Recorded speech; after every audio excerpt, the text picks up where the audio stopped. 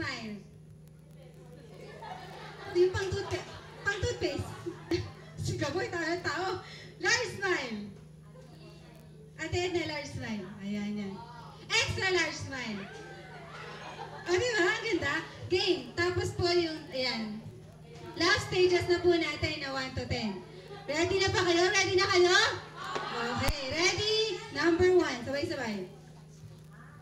Number 2. Number 3.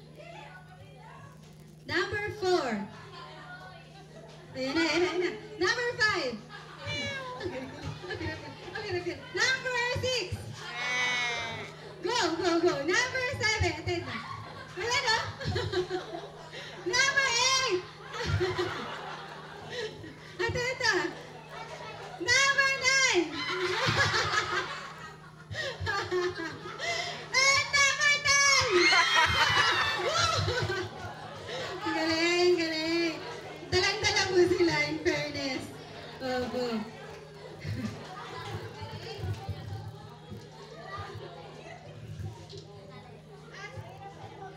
At dahil po dyan, meron kayong libreng toothbrush. Yellow yan, para hindi nyo kayo makalimutan. Kaya ano na po ibigay? Ayan. O, diba? Kaya dapat nagpa-participate kayo. Okay, yung cheering natin. Pag may maganda kayong nagawa, ano sabihin? Yes! Pag ito na, muntik na yung mukhang na sana, ano sabihin? And pag very okay? Yahoo! Okay ba kayo ngayon? Yahoo! Isa pa, okay ba kayo ngayon? Yes! Ayun. Tanda na. Count your blessings. So sige, taas na kamay, lahat na may blessings today. Ayan, buti naman, nadama nyo na may blessings kayo today, ha? And, awit muna tayo. Tayo lahat. Hindi ko narinig kanina yung I've Got Joy. Napakanta ba kanina? Sige, Kuya Gaboy, I've Got Joy. Action po tayo, Ate Jeremy.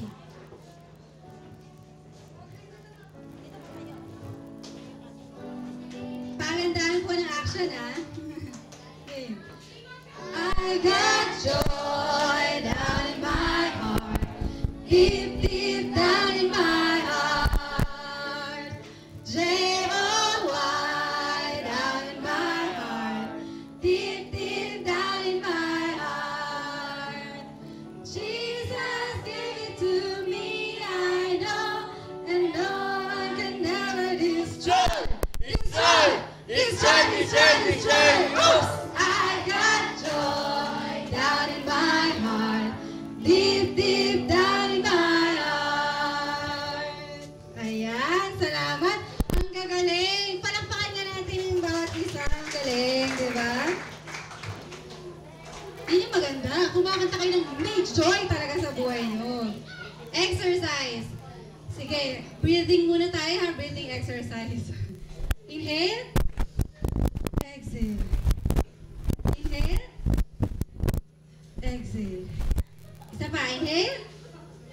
Exhale. Ayan. Yun muna, kasi alam ko na sobrahan na kayo. Okay. Yung kanina, bago tayo magsimula, salamat po sa ating funny videos. Parang Tagalog na yun, no? Yung kanina. Ngayon, ang ating happiness workshop number 8, ano? Ayan. Kaya, nag-prepare ako ng mga, ano kaya ito? This is papers na ano to pag binuo. Hulaan nyo. It's hard! Kasi syempre, love month ngayon. Kaya lahat kayo, bunot kayo dito. Oy, excited! Dali, pakibigay. Ayan. Pa-distribute, Nika. Okay. Sige, dapat lahat meron, ha? Pa-distribute. Ito pa. Okay. Pa-distribute sa kanila. Yan, para mas mabilis. Bunot. Kuha lahat, ha? Dapat walang matira dyan. Binigay. Mabunutin mo sila. Kayo na agad? Ha? Oo, masali yan. So, ano ha? Tingin. Tingin na agad? Sige, go.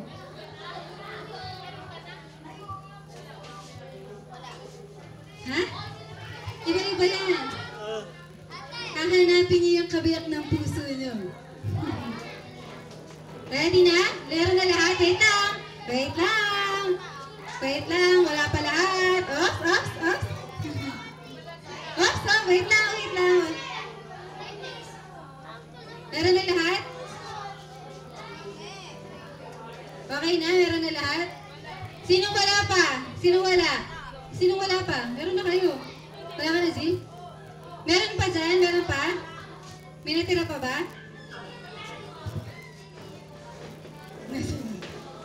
Meron na lahat? Okay na?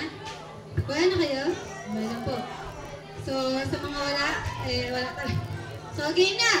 Meron na lahat? Meron na. Yung basta naubos na yung papel. Ready na? Ready? Get set? Go! Walang iya-iya. Paunahan to, paunahan makabuo ah. So, sino unang makabuo? Punta sa unahan. Yan, punta. First three. Kabuo? Dito, dito. First three. Hanap, hanap. Una. Yan. Dali, dali. Yan, dali. Yung mga nakabuo na, mag-usap na kayo ngayon. Dapat meron kayong ma-share tungkol sa bago niyong friend o sa kabiyak ng puso niyo. Pero nga, hanap. Hindi pala. Check niyo maigi kung yan nga. Hindi pala. Check niyo.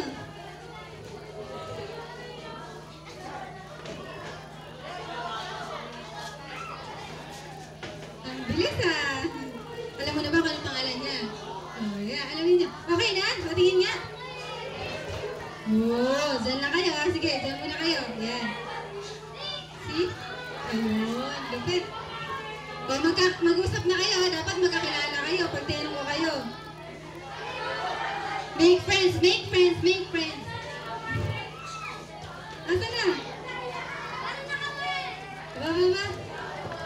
Okay. Ilan na? 1, 2, 3, 4. Isa na lang. Buo na, ayan na. Okay, time's up. Mamaya na lang ulit yan. Upo na tayo lahat. Ano yung papel yan? Upo na po tayo lahat. Mamaya, tago niya yan ha. Mamaya may pagkakataon pa kayo. Itago niyo yung papel. At ang nagwagi, narito po sa unahan, palakpakan po natin sila. Ayan, ang galing. Grabe. Dahil dyan, wait lang. Sige, upo muna kayo. Ano munang experience? Kamusta ang paghahanap? Wait, nandiyan lang kayo. Mahirap? Bakit mahirap? Sige nga, taas ang kamay. Taas lahat ng yan.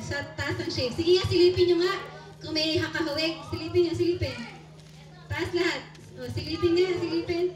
Tingin nyo, may nasisipat ba kayo na kamukha? O mukhang kabiyak? Nasipat niya? O, yan. Mamaya, magbigit kayo Okay. Meron. May nakita kayong tingin nyo?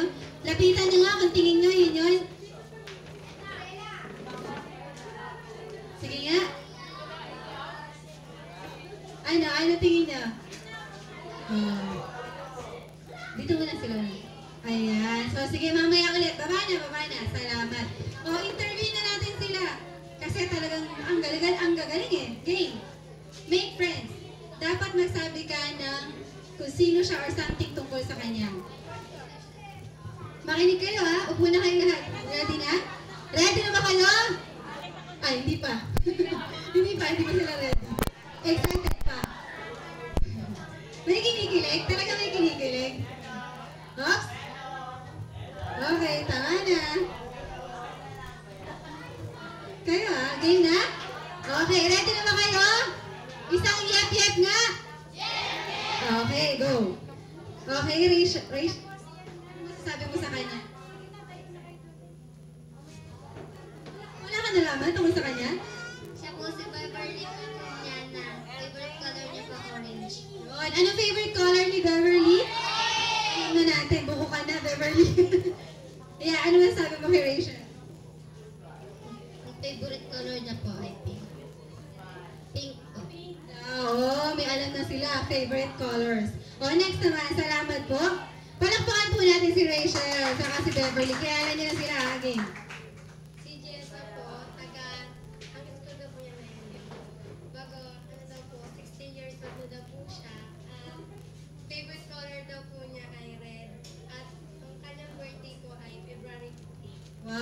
belated happy birthday, Jessa. And, proud to be 16 ha, in fairness. Proud to be 16. Okay, ikaw naman, Jessa. Nika po name niya.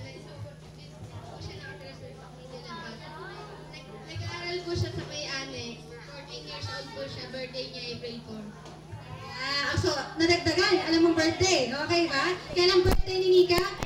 April 4. Aba, nakikinig. Palakpakan po natin silang dalawa. Salamat po. And sunod, ito po yung pinakauna, by the way. Game. So, anong masasabi mo sa kanya? Happy siya po magbasa ng English na book. Tapos po friendly siya. Tapos po, ano po ang pangalan niya? Vanessa po. So, Vanessa. Ay, ikaw, Vanessa, anong masasabi mo sa kanya? Ano po, siya po si Trixie. Ano po, close po kami niya kasi po nung ano po, nagkaroon po ng bagyo, parang nagsama-sama po kami sa church. Then ano po, masayahin po siya, friendly, tapos open sa lahat. Pero anong feeling nung kayo yung una nakabuo ng heart?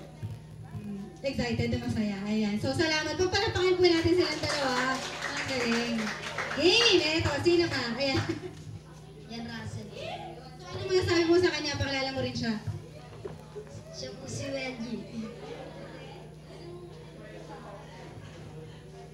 Favorite color daw niya, pink. Birthday niya, December 15. 14 niya po siya. Asan yung slam book? Hindi mo siya nagpasagot ng slam book? Okay, ikaw naman.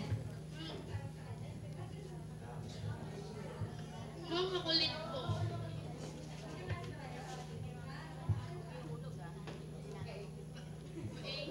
Pero anong feeling nung kayo yung naging mag-partner? Ano yung feeling? Nabigla ka ba? O na-excite ka? Di ba? Dati, magkatabi lang kayo sa classroom. Ngayon, kayo na yung partner. Feeling.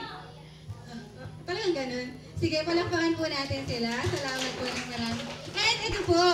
Ito po yung pinaka one of the best na partner po ngayong gabi. Walang iba kundi si Patrick at si Raquel. Okay. Anong natutunan mo? Anong nalaman mo tungkol kay Raquel? Ano po?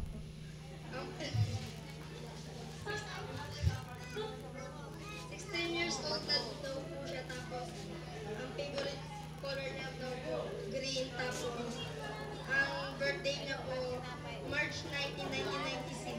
Nag-aaral po siya sa annex. Ayan. So, anong favorite color niya? Ayan, aba. Alam kala ka tulog na kayo eh. Okay, ito naman Raquel. Siya po si Patrick Dungo,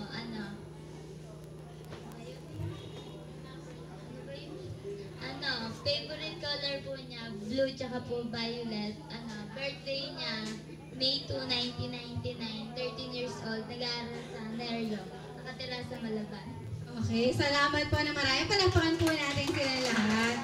Okay, very good. At may isa pa daw, pahabol. Pahabol po. Madali.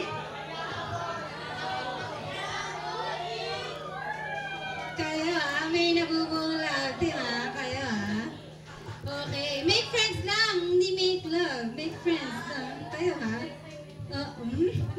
Walang ganyanan, make friends lang, okay? So, ngayong gabi, eto na. Ang topic po natin, ang basa?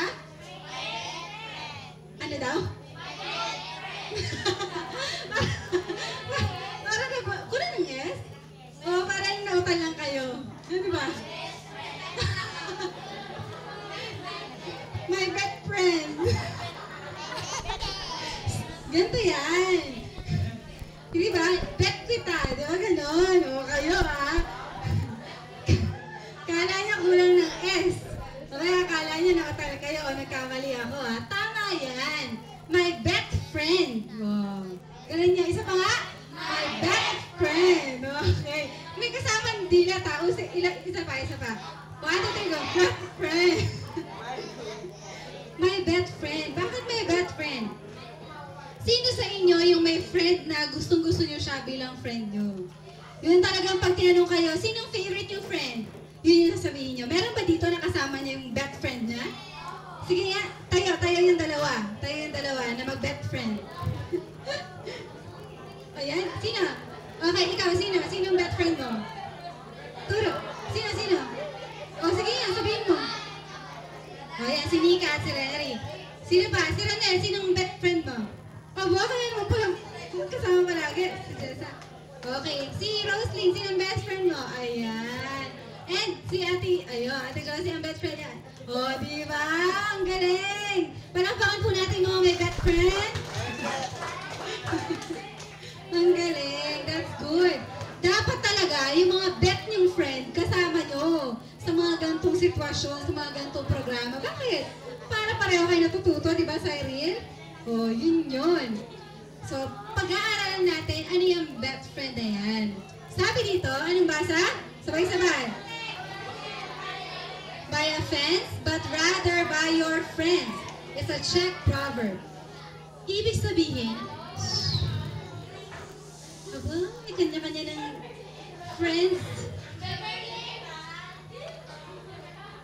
Sige, ganito. Yan. For example, kayo gagawa ng bakod. Anong gusto nyo? Yung matibay o yung gawa sa kahoy? Yung matibay. Anong gusto nyo? Ano yung matibay? Bato. Yung may wire? Huwag naman, no? So, gusto nyo yung matibay. Ngayon, kung gagawa kayo ng fence sa buhay ninyo o bakod, dapat friends yung bakod nyo. Bakit? Sila yung pinaka-safe. Yan, sila yung pinaka-safe na makakasama ninyo. So, dapat yung mga friends nyo. Kaya, alam nyo ang sabi sa atin? Choose wisely. Ano pipiliin mabuti? Yung inyong mga kaibigan. Anong gusto nyo? Yung kaibigan na dinadala kayo sa mabuti at dinadala kayo sa masama? Sa mabuti, di ba? Kaya syempre, gagamitan nyo ng isip ay inyong pagpili ng inyong mga kaibigan. Lalong-lalo na sa inyong pag-akyat saan? Sa stairway to happiness. Kung gusto nyo maging masaya, dapat meron kayong tinatawag na my best friend. Yan. Na itong my best friend na to, ito yung mag-i-encourage sa inyo. Diba? Yung sasabihin sa inyo, kaya mo yan, go! Diba? Hindi yung sasabihin, tama, tigilan mo na yan, huwag ka nang umakyat dyan, huwag ka nang pumunta dyan. So, dapat yung my best friend nyo, ano yung letter E na ginagawa nila? I-encourage kayo. Yan. Ano yung letter E na dapat ginagawa ng my best friend? I-encourage kayo. Huwag na huwag nyo yung kakalimutan. Yun yung characteristics ng my best friend nyo. So, choose wisely. Bakit daw? Happiness is contagious. Kanina, nung tumatawa yung mga nasa unahan, natawa din ba kayo? Ibig sabihin, nakakahawa. Di ba? Nakakahawa ang happiness o kaligayahan. Kaya ibig sabihin, kung sino yung kasama nyo, yun yung maghahawa sa inyo ng happiness. Kung yung kasama mo ay malulungkutin, ano rin kaya ikaw? Ganun din, di ba? Sabi nga, the same feathers, ano? Kala ko same bird eh. Same feather, ano? Flocks together. So kung kayo magkakaibigan, ibig sabihin, magkakapareho, kung isa sa inyo masiyahin, halos pare-pareho kayo masiyahin. So ganun yun, tama, Nelo? Diba? Kasi happiness is contagious. Yan. At ano pa? Happiness loves company. Kapag mag-isa kayo, ano pakiramdam? Na-feel nyo malungkot pag mag-isa kayo? Pero paano pag kasama nyo yung friends nyo? Masaya, di ba? Paano pag nandito tayo gabi-gabi na marami tayo? Di ba? Sobrang saya. Isang ihag-yag nga. Are you happy? Yes! Oh, di ba? Ganun yun. Ang happiness ay contagious and loves company. Pero, anong sabi? Misery is contagious too. Nakakahawa din pala ang kalungkutan. So kapag meron kayong kasama na lagi na nakasimangot, maya-maya kayo din nakasimangot na din. Dahil sabi din sa Bible, by constant beholding you are changed. Sa tuwing tinitingnan mo yung bagay na yon, ganun din, nagiging ganun ka din. For example, nanood kayo ng teledrama na talagang iyakan. Maya-maya, nakikita mo yung sarili mo, anong ginagawa mo? Naiiyak kayo, tama? Naiiyak kayo, kasi yun yung nakikita nyo. Paano kung ang nakikita nyo sa TV ay nagtatawanan? Anong ginagawa nyo? Nagtatawanan din. So, kaya sa friends ninyo, maging mapili kayo. Maging choose kayo, pwede? Yan. So this time, habang umaakyat tayo ng stairway to happiness, no mga guys, habang umaakyat tayo, piliin po natin yung ating mga kaibigan. Piliin natin yung mga my best friends na kung saan mag-e-encourage sa atin sa ating pag-akyat sa stairway to happiness. Sabi dito, negative people are really the only barriers to happiness. So sila yung nakakahadlang sa kaligayahan. Because negativity spreads like weeds. Ano yung weeds? Ano yan? Ano yan? Parang ligaw na damo o kaya yung nasa dagat, diba? Na napakarami, weeds yung tawag doon. Ibig sabihin, kumakalat talaga siya, yung pagiging negative. Sino sa inyo ang alam niyong negative person kayo? Yung mga ganyan. Meron ba? O, diba? Minsan, may nangyari lang hindi maganda, naisip mo na agad. Ganun din, hindi rin maganda. Parang hindi mo makita yung maganda doon sa mga bagay na nangyaring, for example, nag-fail ka sa exam, ang score mo 5/10. Anong pakiramdam? Malungkot ka, di ba? Pero, paano mo gagawin positive yung sitwasyon na yon? Sabi mo, okay lang to. Kasi ibig sabihin, next time, makakabawi pa ako. Kasi content na to hindi na ako makakabawi. Ano pa? For example, meron akong baso dito. Kanina, ayan, pwede ba mahiram yun? Ate Raquel? Ayan. Tingnan niyo to. Gaano karami yung tubig ng lalagyan? Kalahati.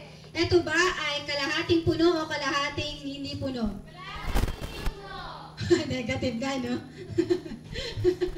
So, ibig sabihin, para maging positive thinker kayo, ang dapat tingin niya dito, kalahating puno. Okay ba yun? Ibig sabihin, sa lahat ng sitwasyon ng buhay nyo, makikita nyo palagi na merong mabuting pangyayari. May mabuting sitwasyon sa lahat na nangyayari sa inyo. So, sa English, half full. So, kalahating puno, hindi half empty. Diba? So, positive yun. Ganon ang pagiging positibo. Bakit? Anong meron? Sabi dito, what does the NT stand for in don't? Alam mo yung don't? Diba? Bawal, don't. Yan, don't do that. Ano yung NT doon? Sige, sino makakahula? May prize sa akin bukas. Ano yun? NT. Pwede, pinaikli yung not. Pero kung bibigyan nyo ng word yung N sa T, ano yun? Ha? Ano? Negative type? Oh, malapit na. Negative type daw, malapit na. NT. Positive type. Malapit na sila. Ha? Negative trait? Hindi, malapit na. Onting-onti na lang. Ano? Ayun! Palakpakan po natin siya. It's negative thinker. Or in other words, negative thinking. Ayos Bukas, may prize ka sa akin. Ang galing. So, negative thinking. When you take negative thinking away from don't, you have do a positive. So, mag-math tayo ngayon. Ito ang ating math. Simple lang. D-O-N-T. Negative yun, di ba? Pag sinabing don't. Ngayon, minus NT. Ano yung NT? Negative thinking. Pag tinanggal mo yung negative thinking, anong kalalabasan? Do. Positive. So, ibig sabihin, sa utak natin nagsisimula yung pag-iisip ng negative.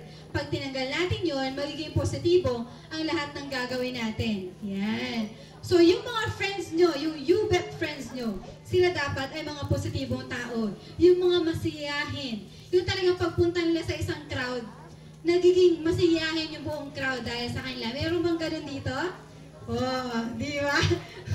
Confidence si Mark Louis. So, samantalang kanina, parang hindi kita nakita nag-action. Nakita ko yun. So, ganon. Yung mga friends nyo ay dapat you bet friends or my bet friends. Kaya nga, eto activity natin, most especially mamaya, pag nag-small group kayo, ilista nyo yung my bet friends nyo. Yung tipong gusto nyong kasama dahil sila talaga yung gusto nyo na friends, my bet na friends. Dahil sila yung ina-appreciate ka. Alam mo yung pag maganda yung suot mo, wow, ang ganda naman ang suot mo. Kapag nag-makeup ka, ang ganda mo naman, Jessa, di ba? Yun yung mga your bet na friends, my bet friend mo. Pero yung mga friends na hindi mo bet, sila yung lahat na ng mali mo nakita. Gusto nyo ng ganong friends? Hindi, di ba? So pipili kayo mabuti. Kaya, ilista niyo yung my best friends nyo at ano yung nagde-describe sa kanila. Ayun. Eto, meron ako ituturo sa inyo na wheel of friendship. Check niyo mabuti ha, tingnan niyo maigi. Ano to? Yeah, ito yung pinakagitna.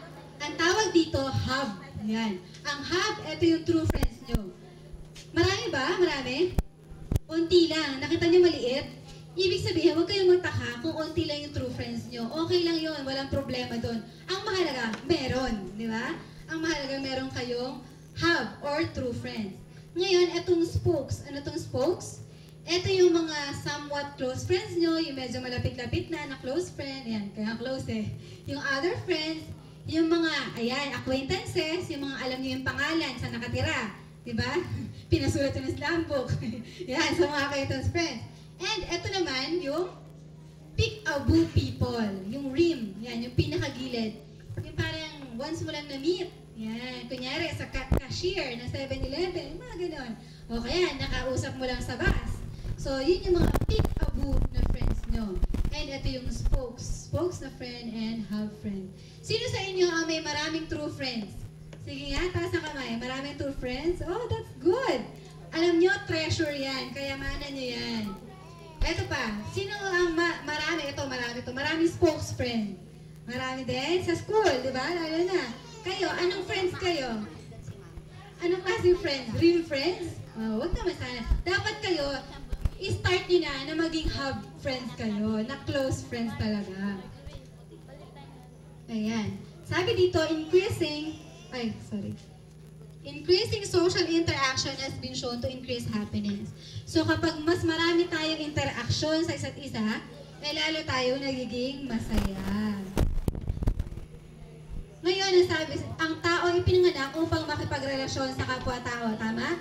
Pansinin niyo yung baby, bakit nakikipag-usap sa stuffed toy? Walang kausap eh. Kasi he is made para magkaroon ng kaibigan. So tayong lahat, ginawa tayo ng Panginoon na meron tayong kasama sa buhay o kaibigan. Ito ang dahilan kung bakit tayo ay binigyan ng Diyos ng pamilya at ng kaibigan. Subalit bawat isa ay nagnanais na masumpungan at mabilang sa isang tamang pamilya. Gusto niyo ba ng tamang pamilya o tamang kaibigan? Yan. So yun yung gusto natin para magkaroon ng fulfillment yung buhay natin. Tingnan niyo yung bata, tingnan niyo yung baby nakikipag-usap sa telephone. Diba? Pansin niyo, bata pa lang gusto nila makapag-usap sa telephone kasi alam nila, yun yung nagbibuild ng relationship sa ibang tao. So yan. Pero huwag kayo maging text addict ha. Next. Eto, totoo ito sa ating social na pamumuhay na kailangan natin at totoo rin sa espiritual na kalagayan na kailangan natin ng makakasama. So, hinahanap natin ang isang espiritual na pamilya. Gusto na ba nun? Na makakasama natin sa paglilingkod sa ating Panginoon.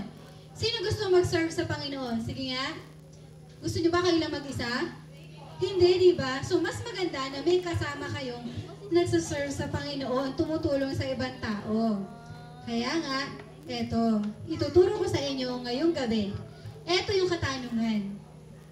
Sa karamihan ng denominasyon at panampalataya o relihiyon, paano natin malalaman kung alin ang tunay at espesyal na pamilya ng Diyos na sinasabi sa banal na kasulatan? Kayo, may idea ba kayo? Totoo ba na napakaraming relihiyon ngayon? Diba? Ano-ano yung alam nyo? Sige nga. Iglesia, dating daan, Success Nova. Ano pa? Dating daan, Mormons, born again. Ano pa? Sobra sa kamay ko ah. So napakarami. Ngayon, hindi ba kayo nagtatanong, anong totoo? Natanong niyo na ba, minsan? Alam niyo yung sagot? Eto malalaman niyo, 10 bagay. 10 bagay para malaman niyo kung totoo sila o hindi. Eto po, sa buong kapanahunan, ang Diyos palagi merong isang tanging grupo, hindi nawawalan. Mula pa nung sinaunang pa hanggang ngayon, meron palagi espesyal na pamilya o grupo ang Panginoon na inaalagaan niya. Ito po yan. Sa matangtang tipan, tinatawag silang, ano tawag? Israel. Bakit? Ito po, laging sinasabi ng Panginoon. Basahin natin. Sapagkat ikaw ay isang lahing banal na bayan sa Panginoong mong Diyos. At ikaw ay pinili ng Panginoon upang maging bayan sa kaniyang sariling pag-aari na higit sa lahat ng mga bayan na nasa ibabaw ng balat ng lupa. So nakita nyo, yung Israel, ito yung bayang pinili ng Panginoon noon. Di ba kayo nagsaselo sa kanila? Kasi special sila, di ba? Kayo gusto nyo rin maging special na bayan ng Panginoon? Kung gusto ko rin, ba? Ayoko naman na sila lang. Kaya alam nyo ba, yung sa bagong tipan, meron din. Sino kaya yun? Ito. Sa bagong tipan, tinanggihan si Jesus ng Israel. Kaya nagtatag siya ng bagong grupo. So alam nyo ba yon yung history natin? Yung Israel, ito yung pinili, pero tinanggihan ng Panginoon. Kaya, basahin natin. At sinabi ko naman na ikaw ay Pedro, at sa ibabaw ng batong ito ay itatayo ko ang aking iglesia, at ang pintuan ng Hades ay hindi magsisipanaig laban sa kanya. So nakita natin, meron panibagong itinayo ang Panginoon. Noong nasa New Testament o Bagong Tipan, yung panahon nila Pedro, kilala niyo ba sila Pedro? Yung mga disciples ni Jesus? Yan. Kasi pumunta na sa langit si Jesus. So naiwan sila Pedro at iba pang disciple.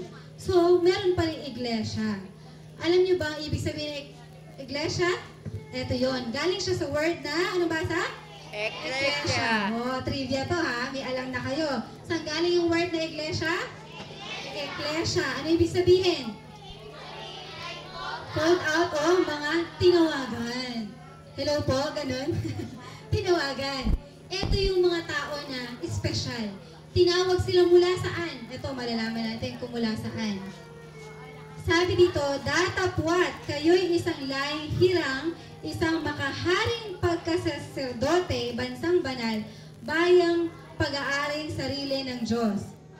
Ito. Ay, nasobrahan. Upang inyong ipahayag ang mga karangalan ninyong tumawag sa inyo. Tama? Mula saan? Sa kadiliman hanggang sa kagilagilalas na kaliwanagan. Kaya sila sinabing tinawag, di ba? O called out dahil mula sila sa kadiliman. Ngayon, nasaan na sila?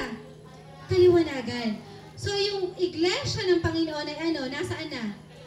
Nasa kaliwanagan. Kaya sila tinawag na, ayan, pinalabas o called out. Ngayon, paano natin malalaman ang iglesia o bayang itinatag ni Jesus? Ano-ano yung katangian nito? So, may mga katangian. Siyempre, parang sa tao. Paano mo siya makikilala na si Ronel siya? Kasi kilala mo siya, yung karakteristics niya, mabait siya, palangitin, di ba? Gwapo, gano'n. So, may katangian. Eto. Sa Biblia, hindi binanggit ang pangalan ng tunay na iglesia o relihiyon. May nakalagay ba doon na pangalan ng relihiyon? Sigurado kayo? Wala po. Yung sinasabi po nila na for example po, Iglesia ni Cristo, ang nakalagay po doon, small letter I. Napansin niyo yun? Hindi siya big letter I. Di ba pag proper noun, anong start ng letter? Capital letter. Pero sa Bible natin, kahit anong gawin natin, hindi natin pwedeng burahin yun. O, capital to. O, may pangalan ni relihiyon namin. Hindi ganon. So sabi, wala talaga ng pangalan yung tunay na relihiyon o iglesia sa Biblia. Subalit, binanggit yung katangian para makilala natin. Handa na kayo? Gusto niyo na makilala yung tunay na iglesia? Ito. Number 1. Ano yung number 1? Jesus ang nagtatag, ulo at tagapagligtas. Siyempre, sino gusto niyo magtatag nito? Diba? Wala iba kundi sino? Si Jesus, syempre. So, Matthew 16:18, si Jesus ang nagtayo. Ephesians 5:23, sapagat ang lalaki ay pangulo ng kanyang asawa, gaya naman ni Kristo na pangulo ng ano? Iglesia, na siya na rin tagapagligtas ng katawan. So, in short, dapat sigurado kayo na sa iglesyang yun, si Jesus yung kanilang pangulo. Yun ang umuna sa kanila. At si Jesus ang kanilang tagapagligtas. Kapag sinabi nilang ibang tao yung tagapagligtas, si Father, ay, iba na yun. Hindi pwede, no? So, walang ibang tagapagligtas, kundi ang Panginoong Jesus. Number 2, basahin nga. Ayun. Nasaan yung tinuturo ng Diyos? Nasa Biblia. Ano yung tinuturo niya? Sige nga. Ito, ang kanyang mga tinuturo ay base sa aral at turo ng buong banal na kasulatan sa Biblia. Ang lahat ng mga kasulatan na kinasihan ng Diyos, siyempre yung Biblia, ay mapapakinabangan din naman sa pagtuturo, sa pagsansala, sa pagsaway, sa ikatututo na nasa katuwiran. So yan yung napag-aralan natin, di ba? Ano pa? walang tradisyon. Dahil ano sabi ng Panginoon? Ano susundin? Yung nasa Biblia. Magbigay nga kayo ng example ng tradisyon. Pista, tama yung fiesta. Gawa ba ni Jesus Christ yung fiesta? Hindi, di ba? Gawa lang ng tao. Sinong pinupuri nyo kapag may fiesta? Wow! Purihin kayo barangay. Hindi, ano ba? Yung mga santo. Eh, di ba naalala yung 10 Commandments natin? Huwag gagawa ng ano? Rebultong inanyuan. Eh, ano yun? Santo yun, di ba? Rebulto yun. Kaya ang sabi sa atin ay, kung ano lang yung nakalagay sa Biblia, yun yung ating susundin. Yun yung tunay na iglesia. Walang tradisyon. Wala din yung kinakakatakutan nyo na itim na pusa. Nakapag tumawid sa inyo, natakot na kayo kasi bakit? Anong mangyayari? Diba? Akala nyo may mamatay. Hindi totoo yun. Yun ay gawa-gawa at katang-isip lang ng tao. May nakalagay ba sa Bible nun? Wala, diba? So nakita natin, dinadaya lang tayo. Hindi yun yung tama. Kaya babasa tayo lagi sa Bible kung ano yung tama. Yan, sa kautusan at sa patotoo. So sa mga 10 Commandments, for example, pumasok kayo sa isang church. Tanungin nyo, ano yung mga kautusan nyo? Ayan. Kung sila po, ayan. Kung hindi, basahin nga natin. Sa kautusan at sa patotoo, kung hindi sila magsalita ng ayon sa mga ito, tunay na walang umaga sa kanila. Ano ibig sabihin ng umaga?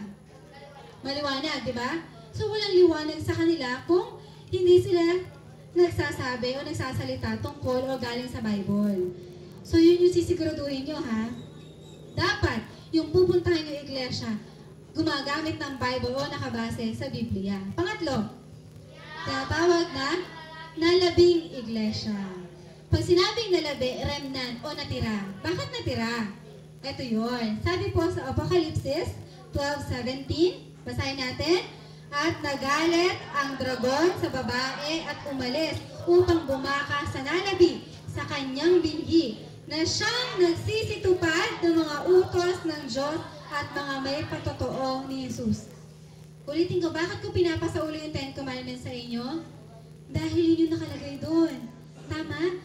Para malaman natin yung laging binabanggit ng Biblia na nagsisitupad ng mga utos. Paano nyo matutupad yung utos kung di nyo alam? Di ba? Alam naman, bigla nyo nalaman, ay, okay, alam ko na. So, dapat malaman natin yung mga utos ng Panginoon para matupad din natin. At sila yung mga tinatawag na nalabi. Yan, sila yung mga sumusunod ng utos ng Panginoon. Kaya yung number 4, ano yung number 4? Sumusunod sa mga utos ng Diyos. Yun naman yun eh. So, i-check nyo. Kapag pumunta kayo sa isang iglesia, sumusunod kayo ng mga to yung utos ng Panginoon. Sabi dito, narito ang pagtyaga ng mga banal, ng mga nagsisusunod ng mga utos ng Diyos at ng pananampalataya kay Jesus. Yun. So, hindi lang sumusunod, may pananampalataya kay Jesus. Number 5. Basahin. Ayun. Nang ikapitong araw na Sabat sa Biblia. Bakit? Bakit kapitong araw? Una, dahil yun yung nakasulat sa Biblia. Pangalawa, ito yung sabi sa Ezekiel 20:12. Bukod dito, ibinigay ko rin naman sa kanila ang aking mga Sabat upang maging tanda sa akin at sa kanila, upang kanilang makilala na ako ang Panginoon na nagpapaging banal sa kanila. Meron isang storya na marami siyang alagang manok. Sino mahilig sa manok sa inyo? Nag-aalaga kayo ng manok? Hindi pa. So ito, nag-aalaga siya ng manok. And isang araw, tinawag nila yung mga manok, lapit kaya lapit. Anong pantawag sa manok? Ganun na, galing ha. Game. So tinawag niya, kasi pakakainin niya na. Maya-maya, ganyan, binakain niya na. Maya-maya, itong among to, biglang binabato niya yung manok niya. Yung mga manok, binabato niya. Ngayon, nagulat yung apo niya. Lola, bakit binabato yung mga manok mo? Ba't binabato mo? Bakit ko binabato? Ay, hindi ko naman manok yun eh. Sabi, paano mo nalaman, Lola? Eh, paano? Lahat ng manok ko, may tanda yan. Tinan mo yung paa nila. May tali. So, ganun. Ibig sabihin, sa atin naman, sa Diyos at sa atin, merong tanda. May tanda ang binigay ng Panginoon sa tamang iglesia at sa mga anak niya. Ano yun? Ano yung tandang yun? Ay, hindi rooster Ito yun. Basahin natin, 5. Nangingili ng ika-7 araw na Sabat sa Biblia. Yung seventh day. Ito po yung tanda na ibinigay ng Panginoon sa bayan niya. Yung Biblia na rin po ang nagsabi. Number 6. Si Jesus ang tanging daan ng kaligtasan. Sino pa bang ibang daan na alam nyo? Meron pa kayong idea? Wala na, di ba? So in short, sa iglesia po, na tamang iglesia, si Jesus po yung tanging daan sa kaligtasan. Sinabi sa kanya ni Jesus, ako ang daan at ang katotohanan at ang buhay. Sino man ay hindi makakaparoon sa Ama, kundi sa pamamagitan ko. Ngayon, meron po tayong tinatawag ng mga namamagitan, di ba? Isasabihin, ako, ilalapit kita sa Diyos Ama, isabihin mo sa akin yung mga kasalanan mo, at ganito yung gawin mo. Parang, pag hindi ka nang umpisal, hindi ka maliligtas. May mga ganun ba kayong idea? Yan. So, this time, kayo po ay libreng-libreng lumapit sa inyong, anong tawag doon? Tagapamagitan. Dahil anong sabi dito? Yan. At sa kanino mga iba ay walang kaligtasan, sapagkat walang pangalan sa silong ng langit na ibinigay sa mga tao na sukat natin ikaligtas. Kanino lang pangalan? Kay Jesus tayo pwede mailigtas. At ano po siya? Yung nakabold, basahin nyo, may tagapamagitan tayo sa Ama, si Jesucristo ang matuwid. Ibig sabihin po ng tagapamagitan, kunyari nagkasala ako. Kanino ako lalapit? Kay Jesus. At hihingi ako ng tawad sa Panginoong Jesus. At siya po yung magsasabi sa Diyos Ama na tinubos ko na yung taong ito. Lord, patawarin mo siya. Ganun yung ginagawa ni Jesus Christ right now. Diba, ang sabi nung pinag-aralan natin, ano yung kaparusahan ng kasalanan? Kamatayan. Actually, dapat pag nagkasala ka, mamatay ka na agad. Pero dahil kay Jesus, na niligtas na tayo, hindi na ganun yung sitwasyon. Sasabihin lang ni Jesus, binayaran ko na yung kaparusahan sa kasalanan nito, kaya patawarin mo na siya. Yun yung tagapamagitan ni Jesus. So naniniwala tayo doon kung tayo ay nasa tamang iglesia. Pangpito, anong pangpito? Ingatan ng kalusugan ng katawan. Wow! So ibig sabihin, yung iglesyang pupuntahan nyo, o yung tamang iglesia, pinapahalaga ng katawan. Meron ba naman naglilingkod ka sa Panginoon, talaga nga naman, pinababayaan mo yung katawan mo. Siyempre, hindi ka makakapagpuri ng mas maganda, di ba? Ng mas masaya. So, kailangan natin na iniingatan yung kalusugan ng katawan natin. Kaya kanina, meron po tayong health lecture. So, sa bawat ating pong gawain o activities, lalo na po yung mga gatong gabi-gabi na activity, kami po ay nag-health lecture. Dahil po nakikita natin na yun yung sabi sa Biblia. Basahin nga natin, sapagkat ikaw ay isang mananabayan sa Panginoon mong Diyos, at ikaw ay pinili ng Panginoon upang maging bayan sa kanyang sariling pag-aari. Huwag kang kakain ng anumang karumal-dumal na pagkain. Ano yung karumal-dumal na pagkain? May idea kayo? Ano yun? Dugo. Dugo? Tama? Dugo ba? Karumal-dumal? Kaya ano pa? Baboy? Ano pa? Hipon? Ano pa? Isda na walang kaliskes? Ano pa? Crab? Puset? Paano nyo nalaman? Nasa Bible po. So if hindi nyo pa po alam, mga kaibigan, meron po tayo tinatawag na mga karumal-dumal na pagkain na nakalista sa Biblia. Bukas, i-share ko yan sa inyo para malaman nyo So ibig sabihin, gusto din ng Panginoon na maingatan natin yung kalusugan natin at yung tamang iglesia ay nag-iingat din ng kalusugan nila. Basahin natin, o hindi ba ganinyo nalalaman na ang inyong katawan ay templo ng Espiritu Santo na nasa inyo na tinanggap nyo sa Diyos at hindi kayo sa inyong sarili. O kita nyo na, ano pala yung katawan nyo? Templo ng Diyos, diba? Ng Espiritu Santo. Pag templo, dapat ba iniingatan? Banal ba yun? Banal yun. Yan. Kaya kung kayo'y nagsisikain man, ano pa? O sisinom man. Ano pa? Gawin, o ano man ang inyong ginagawa, gawin ninyo ang lahat sa ikaluluwalhati ng Diyos. So for example, mamaya kakain kayo. Una sa lahat ng ginagawa nyo bago kumain. Nagpe-pray kayo sa lahat ng ginagawa nyo, dapat sa ikapupuri ng Diyos. For example, sabi niya, yung mga may alam na bawal yung baboy o karumal-dumal yung baboy. Paano pag inandaan kayo ng baboy, ano gagawin nyo? Tatakas. Tama? Galing nga. Bagang idea yun ha, tatakas siya. So nakita natin kasi hindi yun magbibigay ng kaluwalhatian sa Panginoon. So lahat ng mga bagay na hindi makakapagwalhati sa Panginoon ay hindi natin gagawin. At pakabanalin kayong lubos ng Diyos, din ng kapayapaan at ang inyong espiritu at kaluluwa at katawan ay ingatang buo na walang kapintasan sa pagbarito ng ating Panginoong Hesukristo. Sa tingin nyo, meron ba makakarating o makakapasok sa kaharian ng langit na kumakain ng karumal-dumal? Wala. Ayan. Kasi yun yung sabi sa Bible, di ba? Na karumal-dumal ay hindi natin dapat kinakain. Eh, sa tingin nyo, meron kayang, yan, ano-ano pa, ayan. So, yung mga manginginom kaya, tingin nyo makakapunta sila sa langit? Diba? Kasi, meron bang ano doon, alak? Diba wala? So, nakikita nyo, part din talaga yung pag-iingat ng katawan para sa paghahanda natin sa langit. So, 8 na. Yan. Pang 8 natin. Basahin natin. Ano nangyari? Yan. Basahin. Sinusunod ang tamang paraan ng bautismo na lubog o immersion. Bakit? Kasi nung sabi ko sa inyo nung isang araw, ang ibig sabihin po ng baptizo, inilulubog.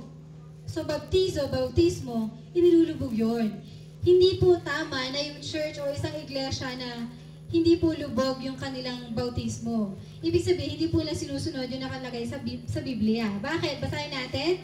Tayo nga'y nangalibing na kalakip niya sa pamagitan ng bautismo upang tayo na may makalakad sa panibagong buhay. Meron bang nililibing na nakalutang? Diba? So, pag nilibing, eh, nilulubog, diba? Nilalagay doon. Tapos, pag panibagong buhay na, ibinabangon ulit. So, ganyan yung simbolo ng bautismo na dapat sinusunod ng tamang iglesia. So, yan, yung shinare ko sa inyo last time. Sumagot si Jesus, katotohanan sinasabi ko sa inyo, maliban na ang tao ipinanak ng tubig at ng espiritu, yun, ay hindi siya makakapasok saan? Sa kaharian ng Diyos. Malinaw na malinaw. Number 9. Naghihintay sa ikalawang pagdating ni Jesus. Sino sa inyo ang hindi alam na darating si Jesus? So, sino sa inyo nakakaalam na darating siya na ikalawa? So, alam nyo, paano siya darating? May idea kayo? Paano? May mabubuhay na muli? Parang magnanakaw daw? Wow, nababasa niyo, no? Para magnanakaw? Paano yun? So, sa ating huling-huling gabi, yan, ituturo ko sa inyo. Ano pa? Ano sa tingin mo? Paano? Sige nga, paano? Yung may kid na. Ayun, so may pag-uhukom din, di ba? Totoo yun. Yun yung panahon, ganun ang pagdating ni Jesus Christ. At sunod-sunod yung mga signs, which is yung mga bagyo, baha, yan. Kaya huwag kayong magtataka, bakit merong story na yung movie na End of the World. Kasi partly, nabasa nila yun sa Bible kung paano matatapos ang mundo at kung paano darating si Jesus. Ngayon, sabi dito na hintayin niyaong mapalad na pag-asa at ang pagpapakita ng kaluwalhatian ng ating dakilang Diyos at tagapagligtas na Hesukristo. So, yung iglesyang tama ay dapat nag-aantay sila. Yan, sa ikalawang pagpalitan ni Jesus. At lastly, ang pang-10, basahin natin, pangbuong sanlibutang iglesia. Meron bang bayan ng Panginoon o iglesia ng Diyos na sa Pilipinas lang? Hindi, di ba? Dapat international. Bakit? Kasi gusto ng Panginoon lahat maligtas, tama? Gusto ng Panginoon lahat makaalam ng katotohanan. So, ayaw ng Panginoon na sa isang lugar lang, ito lang yung tama iglesia, ito lang. So, sabi dito, at kayo'y magiging saksi ko mula sa Jerusalem, at sa Judea, at sa Samaria, at hanggang sa kahuli-hulihang hangganan ng lupa. Wow! So, ibig sabihin, dapat yung iglesyang yun na tama ay pang buong mundo. Ano pang sabi doon? At ipangangaral ang ebanghelyong ito ng kaharian sa buong sanlibutan sa pagpapatoo sa lahat ng mga bansa. So, ibig sabihin, sa lahat ng bansa, sa lahat ng lugar ay dapat na merong ito, iglesyang ito. So, yun yung mga batayan po ninyo kung paano niyo po malalaman ang tunay o tamang iglesia. O, isama rin po natin. Okay na, handa na kayo, isama rin natin. Number 1, si Jesus ang tagapagtatag ang Pangulo at tagapagligtas. So yung tamang iglesia at tunay na iglesia ay eto, si Jesus ang tagapanguna. Pangalawa, naniniwala at sumusunod sa Biblia. Pangatlo, tinatawag na nalabing iglesia. Yan. So sumusunod din sa number 4, sumusunod sa mga utos ng Diyos. Number 5, nangihili ng ikapitong araw na Sabat na ipinag-utos ng Diyos na ipangilin ng tao. 6, si Jesus ang tanging daan ng kaligtasan. Pang-7, iniingatan ang kalusugan ng katawan. Pang-8, nagbibinyag tulad ng pagbibinyag ni Jesus sa pamagitan ng lubog. Pang-9, naghihintay sa ikadalawang pagdating ni Jesus. At pang-10, pangbuong sanlibutan. Ano to? Ano to yung mga characteristics na to? Para malaman ang tunay na iglesia. So, yan po yun. Para malaman ninyo. Meron na ba kayo nakita iglesia na narito yung lahat ng to? So far, meron naman. Yan. So, praise the Lord. Ibig sabihin, Cyril, mapalad ka.